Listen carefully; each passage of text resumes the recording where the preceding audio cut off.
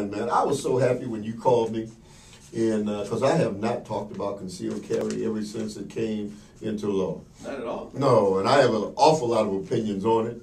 And you are one of Milwaukee's finest. You are with the Milwaukee Police Department. Yes, I am. 18 years. 18 years. Congratulations on that. I appreciate it. I enjoy it. It's a great job, and I enjoy doing my job. Well, Mr. Wilwash, you are not here in the capacity of a Milwaukee policeman. You are here in the capacity of a citizen who believes that the concealed carry law is the right thing. Absolutely, I do. Let me ask you why. Well, I believe that as American citizens, as citizens of this city, that we have a right to bear arms. I think that it's a basic right to be able to defend ourselves against attack, against unwarranted aggression, and I think that sometimes it does take some kind of lethal force or some kind of use of a weapon to stop that threat or stop that imminent danger that you might be attacked by someone. I gotta ask you, you a policeman? I have no problem with that. You are a policeman, you're out on the street, you're out, yes. You see the carnage, you know the weapons that are out on the street. Why do we need Absolutely. others to have those? Well, see, there's the distinction. We want to compare ourselves to the criminal element as if we're the same, one and the same, when we're really not. What we really are, we're law-abiding citizens who want to be safe and free in our going and comings. We don't want to be accosted. We don't want to be interfered with. And there are only so many police officers.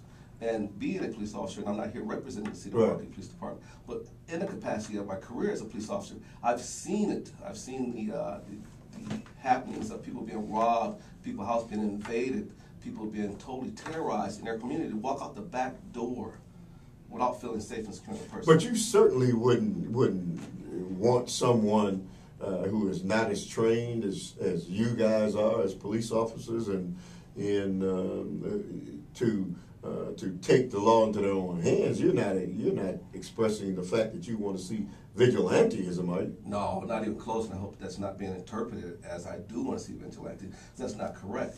What I do want to see, and I want to see safer neighborhoods. I want people to feel like they can go out at night, sit in their backyards without being the possibility of being threatened by someone walking down the alley thinking that they can take advantage of that person just by being on their own property.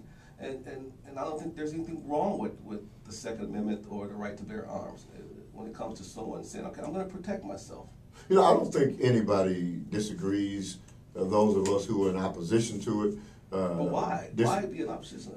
Well, again, you and I have had the conversation, and I'll have it again for the umpteenth time on the air.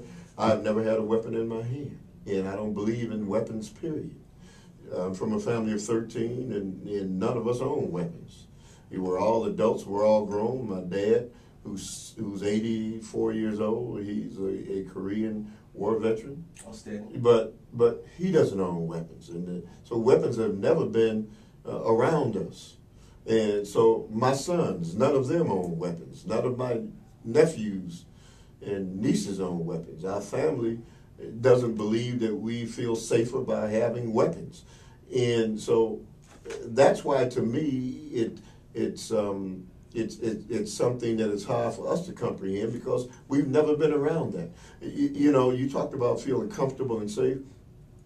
I think that there are people who will say for the first time in many years in our community, they feel a lot safer because of the presence of what you do as a career, because there are more of you around in the neighborhoods and children are out on the street. And the elderly get to sit on their porches. Certainly all the crime is not eradicated, but you guys are doing, you know, I think a good enough job that, you know, people feel, they don't feel the threats that they felt before. Well, it seems a somewhat one-sided opinion when it comes to that, but my thinking is this, is that I'm a tenacious crime fighter. I believe in the rule of law. I believe in people and us as a community of people that are trying to build a better city, be part of a better city. I can appreciate your family growing up with that many kids and that many siblings and not owning or having weapons. That's not a problem. I think that's a absolute something to be touted as the champion. But then there are other people in this world. There are some very bad, evil people in this world. I agree. And all they do is get up, bro. They get up in the morning wondering, how much dirt can I do? They go to sleep wondering, did I do enough dirt? And in between that time, they are harming people. And people have a right to defend themselves. They have a right to feel safe in their person. So when you talk about the CCW law, and you talk about the right to carry, you talk about us being a shall issue state, just meeting a minimum standard, because you talked about training and all that. I don't think there's a necessary thing to take a test for your civil rights or for your constitutional rights. So you don't think people should have to take a test to carry the weapon?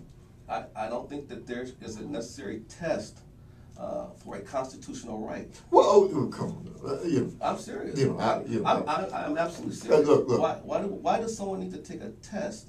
Because I don't want somebody, if I'm sitting in a restaurant, and they may see somebody who may be attempting to rob the place. Absolutely. But that's a perfect example. It's Potawatomi the other night. Some guy pulls out a gun, and he's trying to rob somebody or other.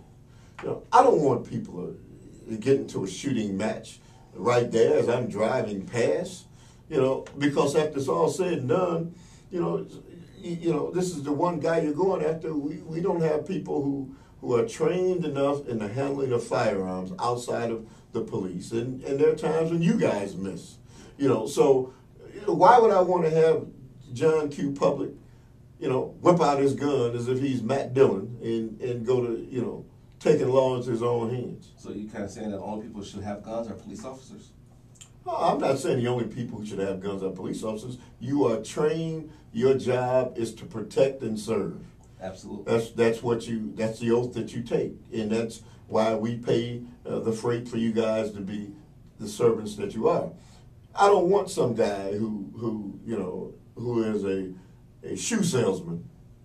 I don't mean anything derogatory about shoe salesman, but I don't want some guy, who's a radio talk show host, right, who whips out his gun because he feels confident enough. I've got a license, and I'm going to do something to take the position of somebody like you who's trained to do your job. Well, look, let's look at it from this perspective, because once again, you're making a comparison. Okay, we got to take a break, and I'm sorry, we're going to give you an opportunity because it's going to